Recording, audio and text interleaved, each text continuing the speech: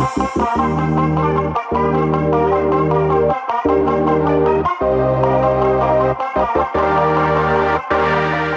going on, everyone? I am Jake Dunlap, CEO of Skaled. You know that. You probably found this on my LinkedIn or on my company's LinkedIn.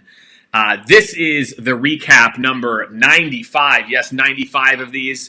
I remember 1995 like it was yesterday. I was a sophomore in high school, just making shit happen. It was fantastic. So super excited this week. Continuing on the Mondays, Jake and Friends. If you don't know what I'm talking about, tune in every Monday. It's at 12 Eastern. I talked to my friend Richard Harris. We talked a lot of very tactical advice.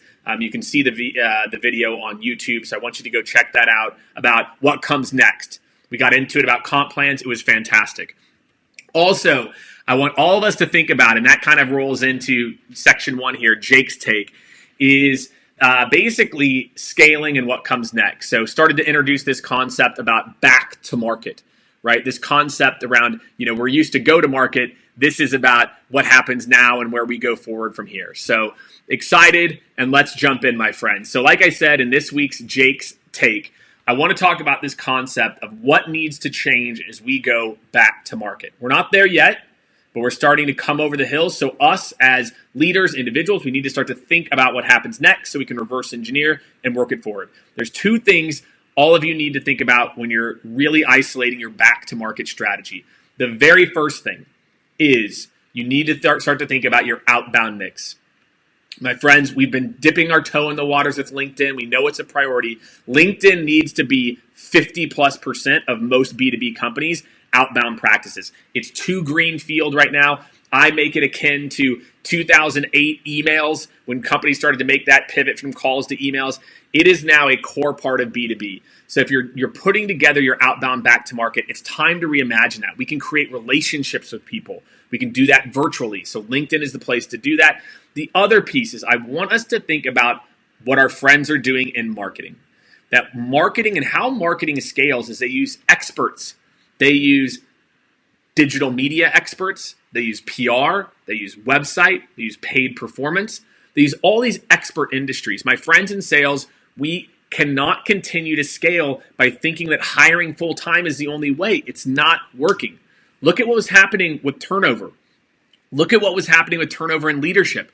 Why? We need to start to bring in experts the same way. We've obviously been talking about the Skaled for a long time, but I'm telling you, bringing in an expert who's going to optimize your outbound the same way you would performance.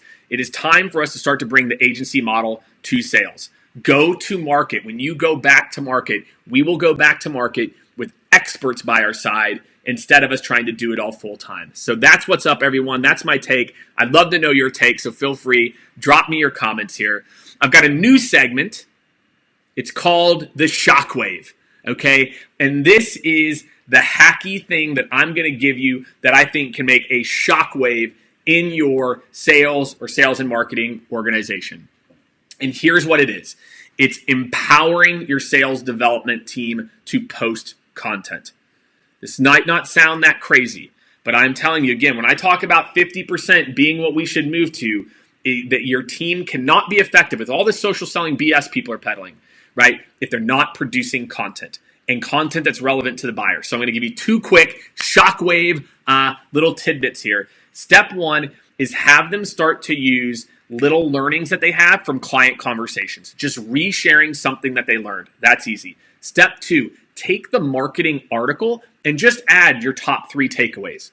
That's it. You don't need to come up with all this crazy individual stuff. Just do those 2 things. Take a little tidbits from your clients, take a little tidbits and put your opinion on it. So that, my friends, I hope is something tactical that you can start to dive into. So this week's section of In the News. Some really interesting things happening. 30+ states are going back to work. NFL released its schedule. We'll see what happens there, right? But I think the most important trends here is I want us to start to think about, again, this idea of coming back to work and what is this going to look like, right? Forbes had this amazing article. They said that they think that there's going to be 5 years of innovations released in just the next 18 months. And the reason is that we're kind of breaking these old models. We're breaking it. You know, we used to think that sales teams could handle it working remote. And guess what? They are. They're doing just fine, right?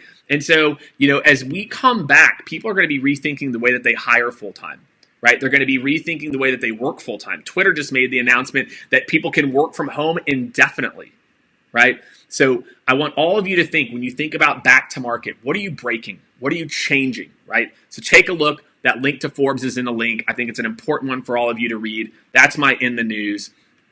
Next segment up, hashtag Ask Jake Anything. Hashtag Ask Jake Anything. If you drop that on social media, my team scours the internet. They find it. So remember that if you have sales, marketing related questions.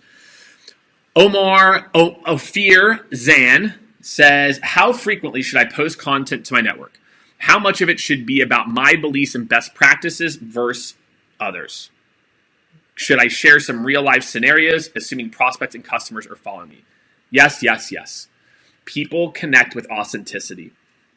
Share your story. What I gave you in the shockwave from before is the 101. If you really want to get engagement with your content, then what you have to focus on is bringing more of yourself to that content. So again, but make it about best practices in your industry, not just being a seller unless you sell into salespeople, right? So if you sell, make it about best practices in your industry. Make it about real life scenarios with clients.